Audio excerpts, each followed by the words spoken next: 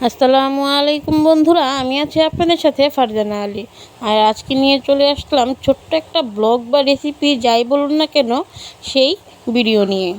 মায়ের কাছে আবদার করেছিলাম চচ্চড়ি বা খুদের ভাত, আপনারা যাই বলুন না কেন সেটা খাবার জন্য।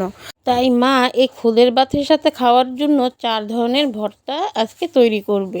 আর আজকে আমরা এখানে তৈরি করব চিংড়ি মাছের মাথার ভর্তা, টমেটোর ভর্তা, আলুর ভর্তা এবং শুটকির ভর্তা।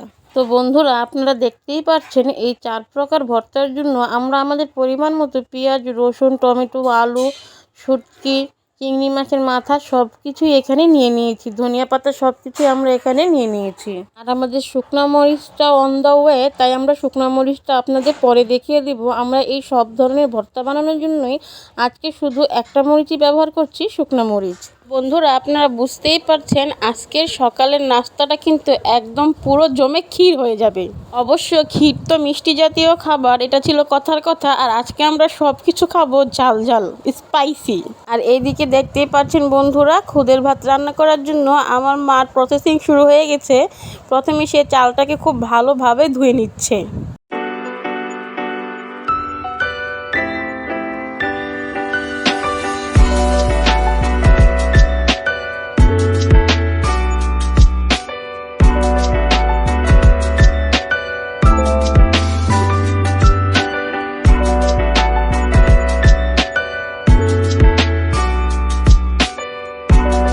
দেখতেই পাচ্ছেন বন্ধুরা, চালটা ধোয়া হয়ে গেছে। আর এই পর্যায়ে আমার মা দিয়ে দিচ্ছে পরিমাণ মতো লবণ। যেহেতু এখানে 1 কেজি খুদ ব্যবহার করেছে, সেই অনুযায়ী সে এখানে 3-4 চামচ লবণ ইউজ করেছে। আপনারা আপনাদের চালের পরিমাণ অনুযায়ী লবণটা ইউজ করবেন।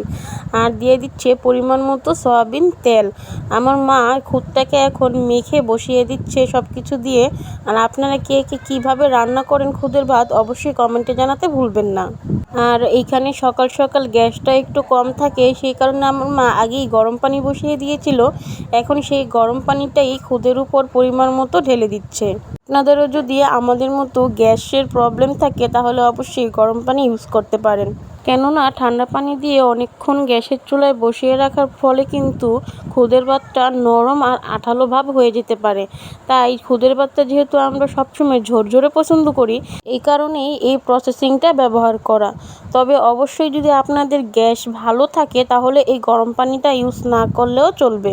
আমাদের যেহেতু গ্যাসটা নিভি নিভি আসছে, মানে লো হিটের, সেই কারণে আমরা গরম পানিটা ইউজ করছি যাতে আমাদের খুদের ভাতটা ঝরঝরে হয়। তো দেখতেই পাচ্ছেন বন্ধুরা, আমাদের খুদের ভাতের প্রসেসিং কিন্তু প্রায় হয়ে গেছে।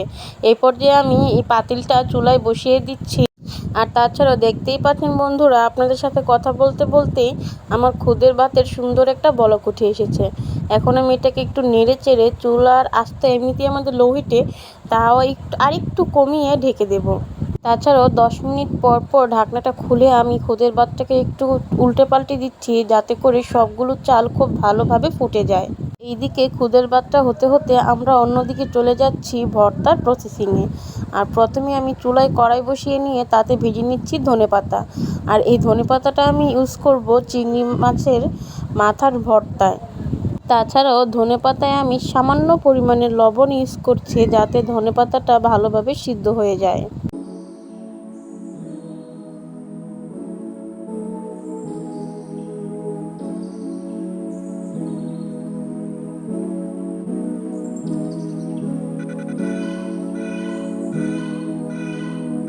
দেখতেই পাচ্ছেন বন্ধুরা, আমার ধনেপাতাটা হয়ে গেছে। এই পর্যায়ে ধনেপাতাটা নামিয়ে নিয়ে এখন আমি ভেজে নিচ্ছি চিংড়ি মাছের মাথাগুলো। তবে অবশ্যই আমি এই মাথাগুলো তেল ছাড়া ভেজে নেব। তাছাড়াও চিংড়ি মাছের মাথাগুলো থেকে সামান্য পরিমাণ পানি বের হয়েছে, এই পানি দিয়ে মাথাগুলো ভালোভাবে সিদ্ধ হয়ে যাবে। তেলটা এখানে অপশনাল, আপনারা যদি চান তাহলে অবশ্যই তেল দিয়েও ভেজে নিতে পারেন। কিন্তু আমার মা এই চিংড়ি মাছের মাথার ভর্তা বানালে এই মাছ ভাজার ক্ষেত্রে তেলটা ইউজ করে না। আর আপনারা কে কে কীভাবে এই চিংড়ি মাছের মাথার ভর্তা বানিয়ে থাকেন অবশ্যই কমেন্টে জানাতে ভুলবেন না। তো বন্ধুরা, আপনারা দেখতেই পাচ্ছেন আপনাদের সাথে কথা বলতে বলতে আমার চিংড়ি মাছের মাথাটা ভাজা হয়ে গেছে। এই পর্যায়ে আমি পুঁটি শুটকিগুলো ভেজে নেব। তবে অনেকেই এই শুটকিটাকে চ্যাপা শুটকি বলেও ডেকে থাকেন। আর আপনারা আপনাদের আঞ্চলিক ভাষায় কী বলে ডাকেন অবশ্যই কমেন্টে জানাতে ভুলবেন না। আর অন্য পাশে ভেজে নিচ্ছি টমেটোগুলো। আর টমেটোগুলো আমি তেল ছাড়া ভেজে নিচ্ছি। তাছাড়াও আলু ভর্তা করার জন্য আমি আরেক পাশে আলুটাও সিদ্ধ দিয়ে দিয়েছি। আর টমেটোটা আমি তেল ছাড়া হালকা একটু লবণ দিয়ে সিদ্ধ করে নিচ্ছি। আর টমেটো থেকে এক্সট্রা বেরোনো পানিটাকে শুকিয়ে নিচ্ছি।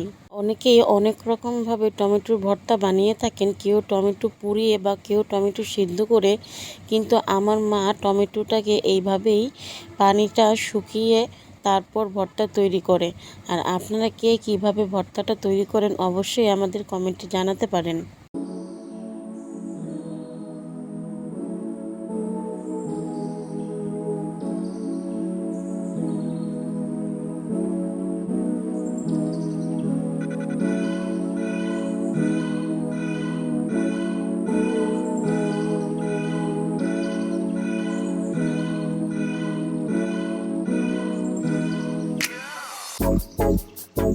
টমেটোটা পানি ছাড়ছে বলে টমেটোর চুলার আঁচটা লো হিটে রেখে এ পর্যায়ে আমি অন্য পাশে চলে এসেছি টমেটোর ভর্তা আর আলুর ভর্তা, তাছাড়াও চিংড়ি মাছের মাথার ভর্তার জন্য মরিচগুলো ভালোভাবে তেলে ভেজে নেওয়ার জন্য।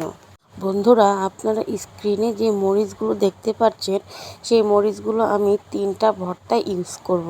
আর আপনারাও কিন্তু আপনাদের টেস্ট অনুযায়ী প্রতিটা ভর্তায় ঝাল কম বা বেশি দিয়ে ভর্তাটা তৈরি করতে পারেন। তাছাড়া এদিকে দেখতেই পাচ্ছেন আমার টমেটোটা কি সুন্দর ভাজা ভাজা হয়ে গেছে। এ পর্যায়ে আমি চলে যাচ্ছি শুটকির ভর্তার প্রসেসিংয়ে। আর এই প্রসেসিংগুলো তো আপনাদের নতুন করে বলে দেওয়ার কিছুই নেই, কেননা আমার প্রতিটা মা বোনই শুটকির ভর্তা কম বেশি সবাই বানাতে জানে।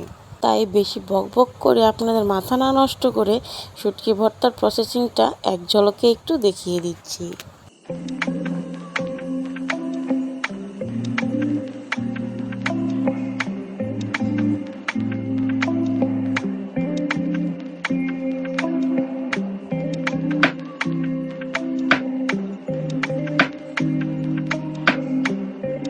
বন্ধুরা, আমার শুটকির ভর্তাটা বানানো শেষ হয়ে গেছে। এই পর্যায়ে আমি চিংড়ি মাছের মাথার ভর্তাটা বানিয়ে নিব।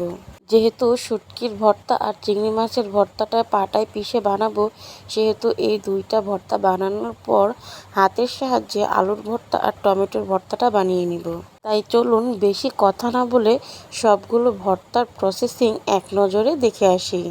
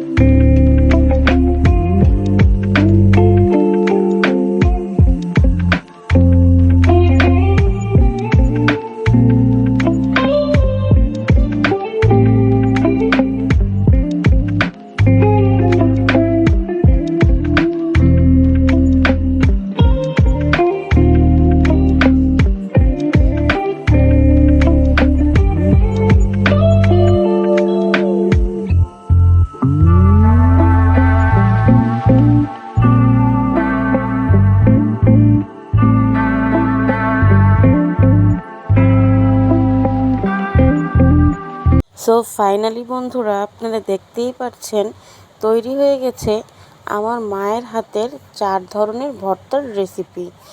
আর ধনিয়া পাতাটা আমি পরে ডেকোরেশন করে দিয়ে দিয়েছি, কারণ ভর্তা বানানোর সময় এই ধনিয়া পাতা কুচির কথাটা মায়ের মনে ছিল না, আর আমাদেরও কারো মনে ছিল না, যার কারণে জাস্ট ডেকোরেশনের জন্য এই ধনিয়া পাতাটা পরে আমি একটু ছিটিয়ে দিয়েছি।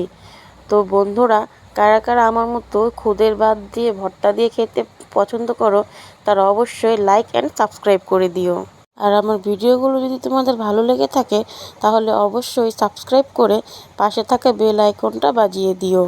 তাছাড়াও তোমরা কারা কারা আমার মতো খুদের ভাত প্রেমী তারা অবশ্যই কমেন্টে জানাতে ভুলবে না। অবশ্যই জানাবে এই খুদের ভাতের সাথে কোন ভর্তাটা তোমার বেশি পছন্দের। আমি ফারজানা আলী খুদের ভাত খেতে খেতে আজকের মতো বিদায় নিচ্ছি। তবে খুব শীঘ্রই দেখা হবে নতুন কোনো আরেকটি রেসিপি নিয়ে বা ব্লগ নিয়ে।